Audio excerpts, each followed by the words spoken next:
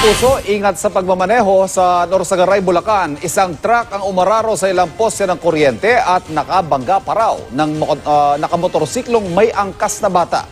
Tinutukan niya ni Ian Cruz. Makikita sa kuha ng dashcam na ito ang isang truck na tinatahak ang kalsada sa Norsagaray, Bulacan. Maya-maya pa, bigla itong umandar pa kanan, sumampa sa sidewalk at bumangga sa poste ng kuryente. Sa tindi ng impact, napuno pa na alikabok at usok sa lugar.